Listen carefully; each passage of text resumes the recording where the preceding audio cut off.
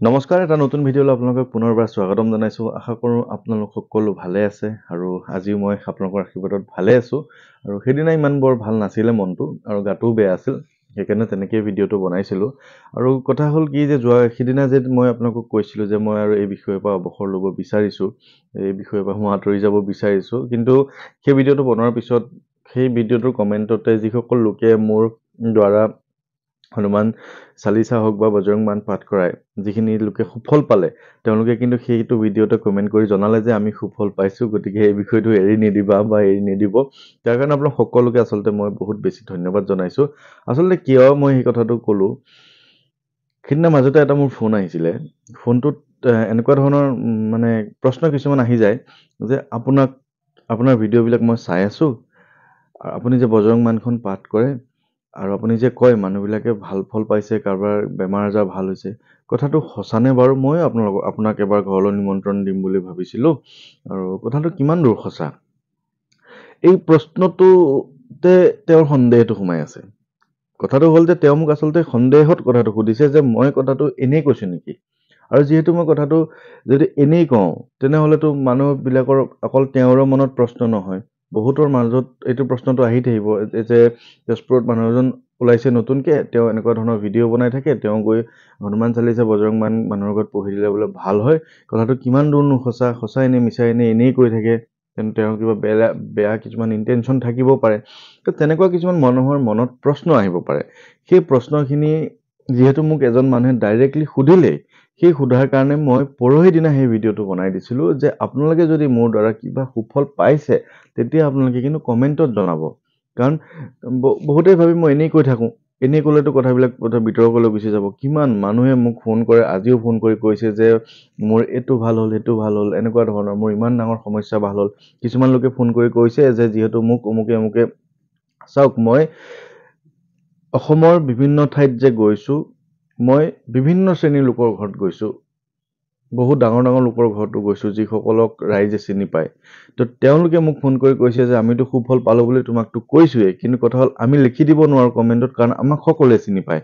গতিকে তেনেকুৱা কিছুমান বাধা থাকে, গতিকে তেওঁলোকে লিখিব নোৱাৰে যদি মোক কমেণ্টত জনায়, কিন্তু মই সেই কথাটো আপোনালোকক ভিডিঅ' আকাৰে জনাইছোঁ, যাতে আপোনালোকে সুফল পাই আপোনালোকে উৎসাহিত হয়। মোৰ কথাটো সেইটো। আৰু সেইকাৰণে মই আপোনালোকক কৈ আছোঁ যে পৰাপক্ষত আপোনালোকে নিজে যেতিয়া জীৱনৰ মানুহৰ চাওক, প্ৰত্যেকজন আপুনি মোৰ ভিডিঅ'টো চাই আছে মানে আপোনাৰ জীৱনত কোনোবা নহয় কোনোবাখিনিতে কিন্তু কিবা এটা পৰিমাণ লাগি আছে, হয় আৰ্থিক সমস্যা, নহয় স্বাস্থ্যৰ সমস্যা, নহয় কিবা কোনোবাই তন্ত্ৰ মন্ত্ৰৰ দ্বাৰা আপোনাৰ ঘৰখন অশান্তি কৰাৰ সমস্যা, বা বিভিন্ন ধৰণৰ বাধা, চাকৰি সকলোখিনি আগবাঢ়ি যায়গৈ, শেষত নহয়, টকা পইচা আহে কেনি যায় গম নাপায়, বেমাৰ আজাৰ সকলো ৰিপৰ্ট আপোনাৰ নিগেটিভ, সকলো ৰিপৰ্টেই আপোনাৰ ভাল, কিন্তু আপোনাৰ বেমাৰ নুগুছে, বিনা কাৰণত আপুনি ৰাতি বেয়া বেয়া সপোন দেখি থাকে, বা আপোনাৰ ৰাতি টোপনি নাহে। এইবিলাক কথাত আমাৰ জীৱনত বাধা কিছুমান থাকে, এইটো চিৰসত্য কথা যে আগৰ পৰা চলি আহিছে যে আমাৰ ইয়াতে কিছুমান নিগেটিভ এনাৰ্জি থাকে। এইটো কেৱল আমাৰ ভাৰতবৰ্ষ বা আমি হিন্দুসকলৰ মাজত এই কথাটো আছে বুলি নহয়, গোটেই বিশ্ব ব্ৰহ্মাণ্ডত তেনেকুৱা ধৰণৰ নিগেটিভ এনাৰ্জি এটা আছে। সেইকাৰণে সকলোৰে এই নিগেটিভ এনাৰ্জি আঁতৰ কৰা কিছুমান নিজৰ নিজৰ পদ্ধতি থাকে, আৰু মই আপোনালোকক যিটো পদ্ধতি কৈছোঁ সেইটো আমাৰ হাজাৰ হাজাৰ বছৰ পুৰণি এক শুদ্ধ পদ্ধতি, যিখন হনুমান চালিচা হওক বা যিখন বজৰংগ বাণ হওক, এই সকলোখিনি সেই হাজাৰ বছৰ আগতেই লিখি থোৱা এক আহিলা হিচাপে আমি ইউজ কৰিব পাৰোঁ, এক অস্ত্ৰ হিচাপে ইউজ কৰিব পাৰোঁ, যিখিনি আমি ভূত প্ৰেত বা বিভিন্ন নিগেটিভ এনাৰ্জি আমি খেদি দিব পাৰোঁ। তাৰ পৰা এইটো নহয় যে বজৰং বাণখন আপুনি আজি পাঠ কৰিছে, একমাহ দুমাহৰ পিছত আপোনাৰ নিগেটিভ এনাৰ্জিখিনি ঘৰৰ পৰা যাব, ইনষ্টেণ্ট যাব। অব বিলম্ব কি হি কাৰণ স্বামী কৃপা কৰহু উৰ অন্তৰ্যামী। মানে এতিয়া তুমি কিয় বিলম্ব কৰি আছা হে হনুমান, হে স্বামী, কৃপা কৰহু উৰ অন্তৰ্যামী, তুমি আমাক কৃপা কৰা। আৰু কেতিয়া কৃপা কৰিবা? অব বিলম্ব কি হি কাৰণ স্বামী, মানে বিলম্ব তুমি কিয় কৰি আছা। এতিয়া বজৰং বাণখনৰ অৰ্থখিনি তেনেকুৱা যে আজি আপোনাৰ ঘৰত কিবা নিগেটিভ এনাৰ্জি আছে, সেই এনাৰ্জিখিনি আপোনাৰ ঘৰত যেতিয়া বজৰং বাণখন পঢ়ি দিয়া হয় তেতিয়া আজিয়ে গুচি যাব। কিন্তু এই কথাটো মই আপোনালোকক বাৰে প্ৰতি কৈ আছোঁ যে বজৰং বাণখন মই গৈ পঢ়াৰ কোনো ধৰণৰ যুক্তি নাই। আচলতে আপোনালোকে নিজে পঢ়িব লাগে। আপোনালোকে যেতিয়া নিজে পঢ়ে তেতিয়াও একেধৰণৰ ফল পাব, যিমানখিনি মই গৈ পঢ়িলে আপোনালোকে ফল পাব। তথাপিও যিহেতু মই ভিডিঅ' বনাই থাকোঁ বা মই কথাখিনি আপোনালোকক কৈ থাকোঁ, আপোনালোকে বিশ্বাস কৰে যে মই গৈ পঢ়িলে আপোনালোকৰ হয়তো ভাল হ'ব, তেনেকুৱা ধৰণৰ এটা গোটেইখিনি এটা বিশ্বাসৰ ওপৰতে নহয় জানো। গতিকে তেনেধৰণে মোক নিমন্ত্ৰণবিলাক আহি আছে। অসমৰ এনেকুৱা এটা চুক কোণ নাই য'ৰ পৰা মোৰ নিমন্ত্ৰণ অহা নাই, কিন্তু সকলো ঠাইলৈ জানো মই এজন মানুহ যাব পৰাটো সম্ভৱ? যিহেতু এখন ঘৰ আছে, এটা পৰিয়াল আছে, এখন মোৰ ব্যৱসায় আছে। গতিকে এই গোটেই কথাবিলাক মই চাই, গোটেই কথাবিলাক মিলাই এতিয়া ডিব্ৰুগড় যোৱা মোটামুটি এসপ্তাহৰ বেছি হৈ গ'ল ডিব্ৰুগড়ৰ পৰা অহা। কিন্তু মই এতিয়ালৈকে তেনেকুৱা ধৰণৰ দূৰযাত্ৰা কৰা নাই।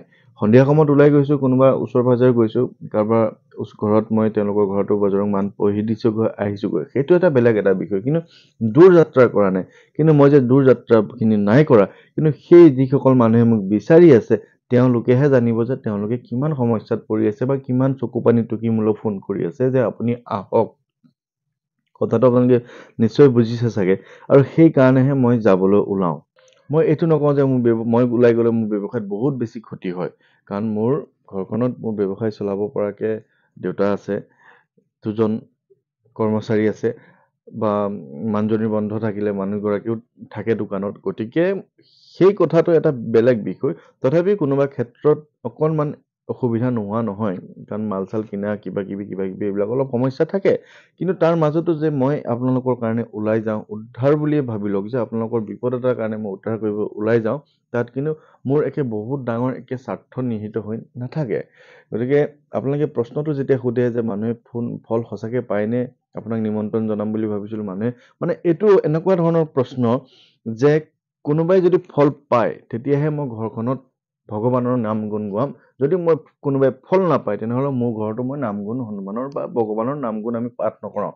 এতিয়া আপোনাৰ ঘৰখনত কীৰ্তন পাঠ হৈ থাকে, কেতিয়াবা নিজেও ভাগৱতখন পঢ়ি থাকে, বিভিন্ন ধৰণৰ অনুষ্ঠান প্ৰতিষ্ঠান বা নাৰায়ণ পূজা হওক কিবা কিবি কৰি থাকে। কাৰণ কিয় কৰে? যে ঘৰখনৰ আপুনি মংগলৰ কাৰণে কৰে।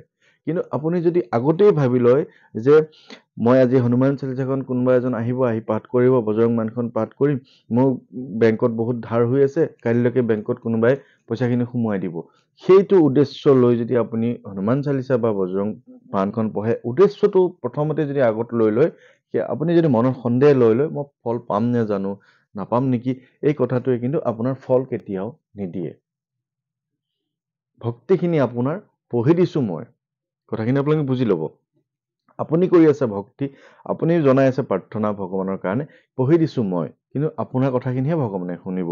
মই কেৱল পঢ়ি দি আপোনালোকৰ ঘৰত যিখিনি সমস্যা আছে সেইখিনি ঠিক হ'বৰ কাৰণে মোৰ সাধ্যানুসাৰে যেনেকৈ আশীৰ্বাদ দিব লাগে সেইখিনি মই দি থৈহে গুচি আহোঁ। বাকীখিনি আৰু তেওঁলোকৰ কথা, তেওঁলোকে ঘূৰি আহি ঘৰ নাপাওঁতে কেতিয়াবা ফোন কৰে যে মোৰ এইটো সমস্যা দূৰ হৈছে, কোনোবাই কয় যে মোৰ বেমাৰ আজাৰখিনি ভাল হৈছে। অলপ আগতেতো বিশ্বনাথ চাৰিআলিৰ পৰা মোৰ খুব আপোন মানুহ এগৰাকীয়ে ফোন কৰি কৈছে যে মোৰ সমস্যাটো কিন্তু ভাল হোৱা নাই, কাৰণ তেওঁৰ অকণমান কোৰ্ট কাছাৰীত কথা এটা চলি আছে।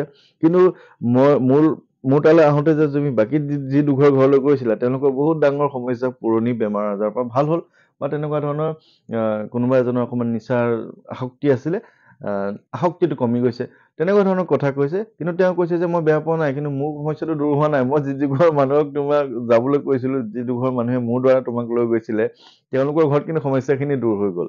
গতিকে ভক্তিখিনি তেনেকুৱা ধৰণৰ, বিশ্বাসখিনি তেনেকুৱা ধৰণৰ। অলপ আগতে আমাৰ ওচৰৰ পৰাই ফোন এটা আহিছিলে, আহোঁতে মোক কৈছে যে আপোনাক মই নম্বৰটো বিচাৰি পোৱা নাছিলোঁ, তাৰপিছত মই গম পালোঁ যে মোৰ অমুকত মোৰ বাইদেউৰ ঘৰ আছে, তেওঁৱে মোক আপোনাৰ নম্বৰটো দিলে, কাৰণ আপুনি যেতিয়া তেওঁলোকৰ ঘৰত বজৰং বাণখন পাঠ কৰিলে তেওঁলোকৰ বহু ৰাস্তা মুকলি হৈ গ'ল।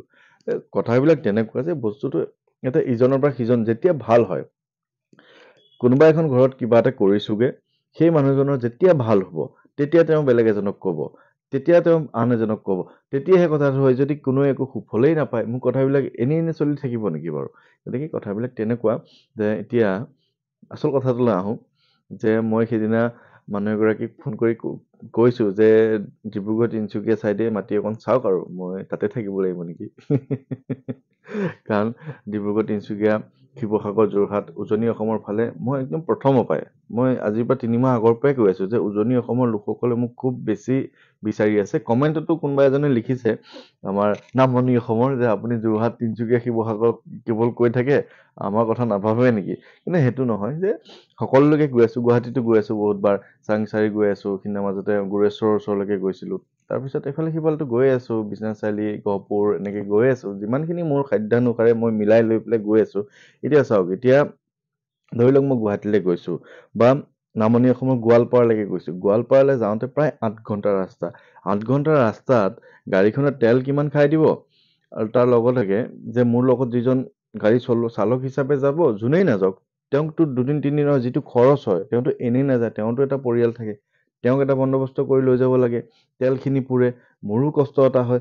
গতিকে কোনোবা এজন মানুহে সেইখিনি খৰচ কৰি মোক মতাটো মই কেতিয়াও নিবিচাৰোঁ। গতিকে মোক গোৱালপাৰালৈ মাতি আছে হয়, কিন্তু গোৱালপাৰাত যদি ৩-৪জন মানুহ থাকে, তেতিয়া তেওঁলোকে সুবিধাখিনি হয়। মই চিধা চিধি কথাখিনি কৈ দিওঁ, কাৰণ এনেই আৰু মানুহ এজনক এনেই প্ৰেছাৰ দি কৰাতকৈ তেওঁলোকে নিজে কৰি থাককচোন, নিজে সুফল পাব। কথাবিলাক তেনেকুৱা আহে। গতিকে মই সদায় পজিটিভ কথাবিলাক ভাবোঁ। মই কেতিয়াও কোনো লোকক মই মানে নিগেটিভকৈ ভাবিবও নিদিওঁ কথাবিলাক, আৰু মই ভাবোঁ আৰু মই নিজে কেতিয়াবা নিগেটিভ হৈ যাওঁ যে এইবিলাক কৰি আছোঁ হয়, কেতিয়াবা মোৰ দোকানখন যদি একেবাৰে খুব বেছি বেয়া হৈ যায়, এইবিলাক মই ওলাই কৰি গ'লে তেতিয়া মোৰ অকণ অসুবিধা হ'ব নেকি, তেনেকৈ মই কেতিয়াবা ভাবোঁ দেই, নভবা নহয়, কাৰণ মোৰ উপাৰ্জন কিন্তু মোৰ ব্যৱসায়টোৱে। সেইবিলাক গোটেই কথাবিলাক ভাবি ভাবি মই কেতিয়াবা মানে সিদ্ধান্ত লৈ পেলাওঁ যে নাযাওঁ নেকি। তাৰপিছত এই মেছেজ, কমেণ্ট, আপোনালোকৰ মৰম, এইবিলাকক মই আকৌ এৰিব নোৱাৰা হৈ যাওঁ। এতিয়া মই খুব সোনকালে অহা সপ্তাহত মই আকৌ উজনি অসম গৈ আছোঁ। যিসকলে কৈ আছিলে তেওঁলোকে ৰেডি হৈ থাকক, মই গৈ আছোঁ আপোনালোকৰ ওচৰলৈ।